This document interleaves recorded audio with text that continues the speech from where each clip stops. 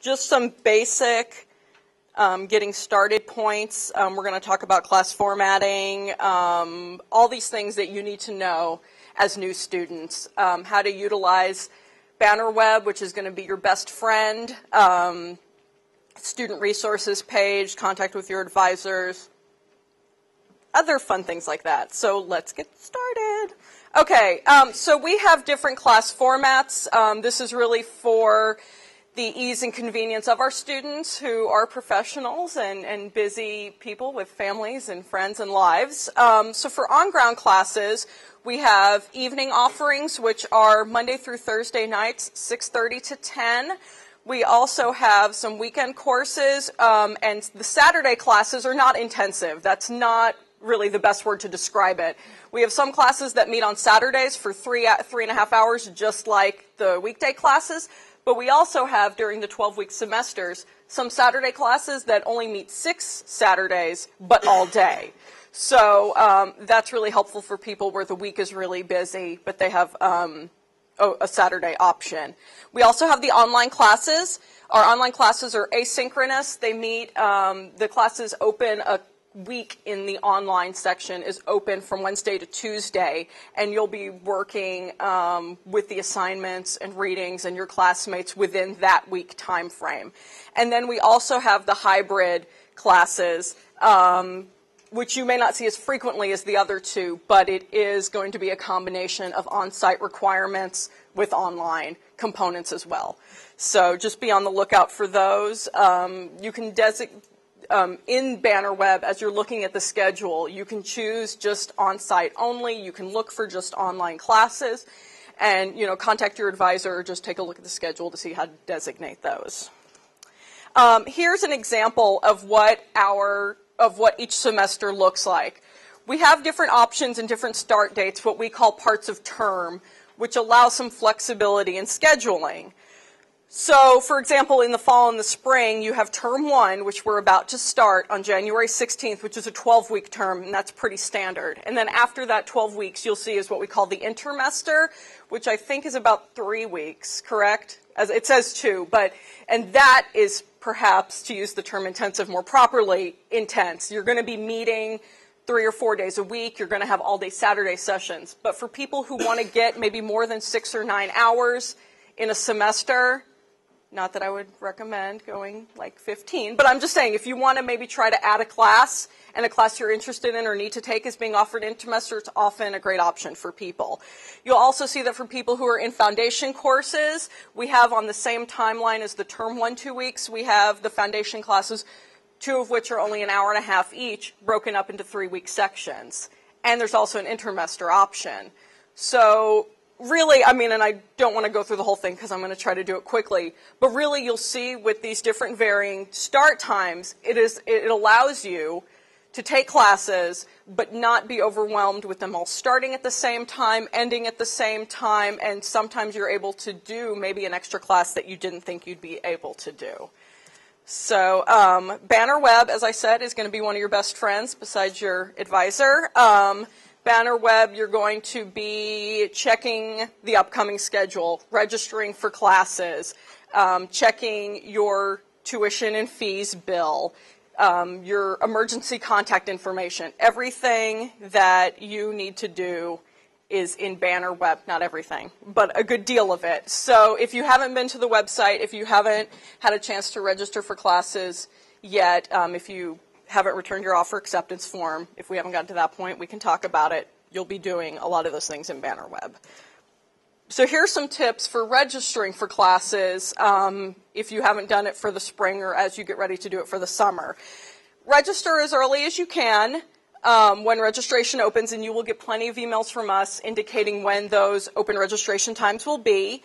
And see if you can find things that work best with your schedule. That might be an online option or on-site, but you can break that down when you're looking at the schedule. Pay attention to the rotation schedule. We actually have a rotation schedule posted on the Graduate Resources webpage, and it's very helpful to me because we map it 2 terms out, and you can see for every class when it's going to be offered, online, on-site, and any prerequisites, if any, are required for that class. So if you don't see a class you need for your concentration this term, you can look at the rotation schedule and see when we next plan to offer it. So that's going to be really good for you too. Through the schedule on Banner Web, verify the class start dates, times, and locations. That's always really helpful to kind of map out your day. Make sure they're all on the Irving campus if you think you're taking an online class. So here, specifically about online classes, as I mentioned before, they are asynchronous. They start on the Wednesday after the term starts. If you're enrolled in an online class, you will be getting an email specific to eCollege with your username and a password unique to that semester. You'll be getting that about a day before the classes start. The day that the term starts is when the class will officially open, and you'll have access to the material. There is a demo on the website. But you can also, if you don't write this link down, the imba.udallas.edu, you can also go to the University of Dallas homepage, and under the Student tab, click on eCollege, and there'll be a demonstration there for you.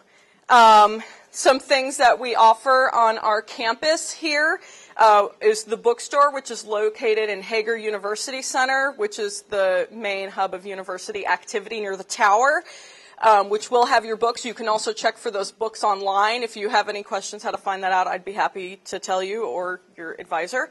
Dining services. There is a dining hall in Hager University with breakfast, lunch, and dinner hours.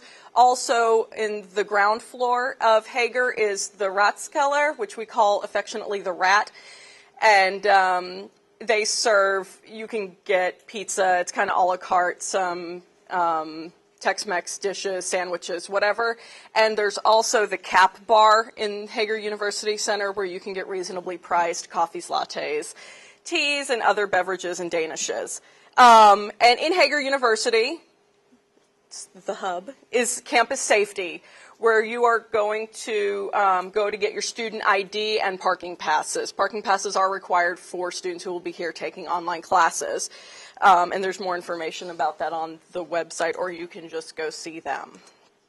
Okay, so this is what I was saying. Besides your advisor, the student resources page is going to be indispensable to you.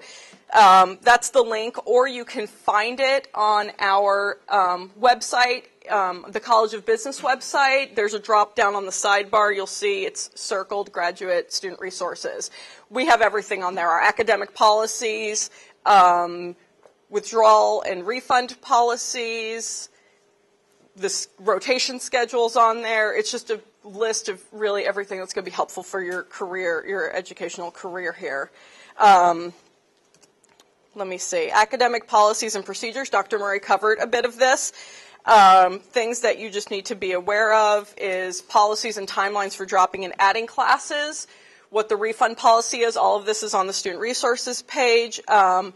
Auto drop is done for students who register but haven't made payment arrangements, or in the case of students who require the meningitis vaccination or form, if that's not taken care of by class start date, you will be auto dropped from the class, just as if you don't make payment arrangements by the time the class starts.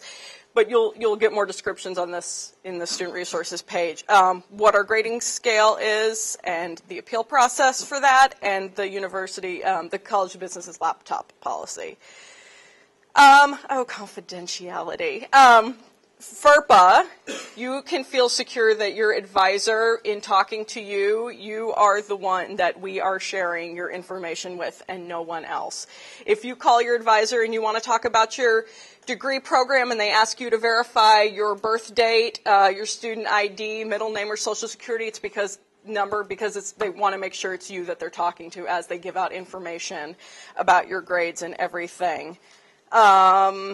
We do have more information about this on our website. I know specifically, I'll hit the last bullet point, Americans with Disability Act. I would suggest our ADA coordinator is in the Human Resources Department, Liz Engelke, but there's more information on the university's website about that if anybody needs to discuss ADA. Career development and internships. Dr. Murray mentioned Ann Irwin, who's sitting in the back, our corporate, are you hiding? Okay.